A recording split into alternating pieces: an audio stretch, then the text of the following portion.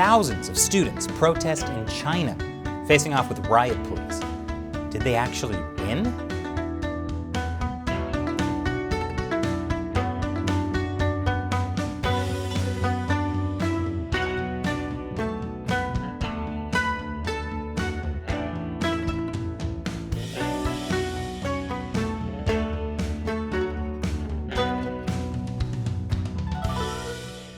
Welcome to China Uncensored. I'm Chris Chappell. Massive protests happened in China last week. There's something you don't hear every day. Thousands of students clashed with police last week across several universities. Walls of student protesters met a wall of police at a university in Nanjing. Police surged into the university and hauled off protesters. Well, that's one way to graduate. The party has been terrified of Chinese students ever since the student-led protests in Tiananmen Square in 1989. The party sent in tanks to crush those protests on June 4th. This is known in the West as the Tiananmen Square Massacre, and in China as, I have no idea what you're talking about. So yeah, the Chinese Communist Party doesn't deal well with student protests. And since this series of student protests began on June 4th, the party was less than thrilled. So why did these students protest last week? Was it about freedom and democracy? Actually, it was about college mergers. The Chinese Ministry of Education is trying to merge private colleges with vocational schools, which led to this. These students feel very strongly about academic administration. Let me explain. Chinese society today is ultra-competitive. China is expected to have a record 9 million university graduates this year. That's a lot of people competing for a very small number of good jobs. So everyone is looking for an edge. If students don't get into a university, some turn to private colleges instead. They charge higher tuition, but you can graduate with a bachelor's degree. A bachelor's degree is seen as more prestigious than a vocational degree. But the Communist Party has now ordered private colleges to merge with vocational schools. So students at private colleges are now paying more money and getting a worse degree. They were not happy with that plan. At Nanjing University, where over 1,000 students protested, Chinese police said students held their 55-year-old principal hostage. But students said on social media platforms that the principal was protesting together with students by sitting on the ground in front of a lecture hall. Students provided the principal with water, food, a cell phone charger, and tissues, according to social media posts.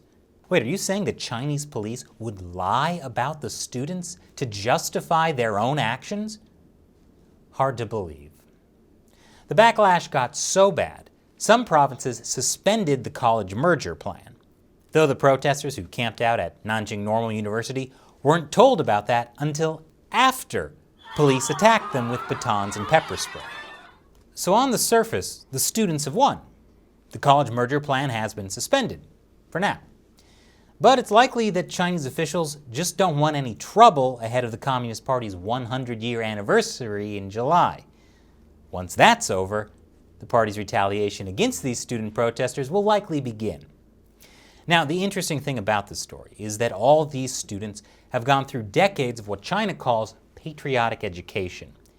It was a systematic brainwashing campaign led by the Communist Party after the Tiananmen Square Massacre to ensure that students of all ages don't question the party.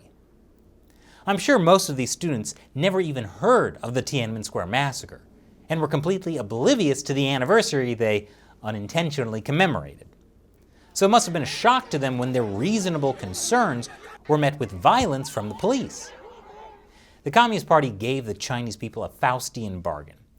If you don't criticize our regime, you can have freedom to make money, but that's it. If you're not happy about it, there's nothing you can do. In fact, if you do protest, you're branded as a troublemaker. So when the Communist Party cracks down on a person or a group, the general reaction is, well, that group did something wrong. They brought it on themselves. Until, like these students, you find yourself in the group that's being repressed for a reasonable concern. Remember, in a communist regime, everyone's a target. And now it's time for me to answer a question from a member of the China Uncensored 50 Cent Army, fans who support us and our efforts to expose the truth about the Chinese Communist Party by contributing through the crowdfunding website Patreon. Balthamus195 asks, China has threatened anyone who tries to boycott the 2022 Beijing Olympics, but nobody is even allowed into the country unless they've taken a Chinese vaccine.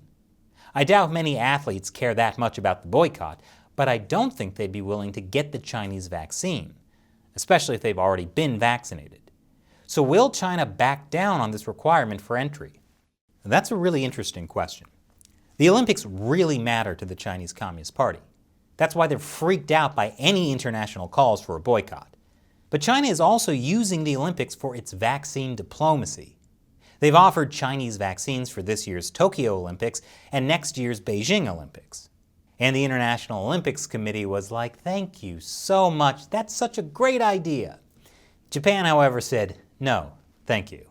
But for the Beijing Olympics in 2022, can China force Olympic athletes to take Chinese vaccines? Earlier this year, China did say that only foreigners who took Chinese vaccines would be allowed into the country.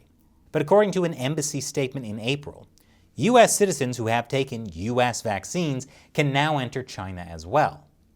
So while I'm sure the Chinese regime will make every effort to make a deal with the IOC to push Chinese vaccines, the Communist Party's priority is making sure the Olympics happen without a hitch. So I don't think athletes would be banned if they haven't taken the Chinese vaccines. Thanks for your question and your support, Balthamus195.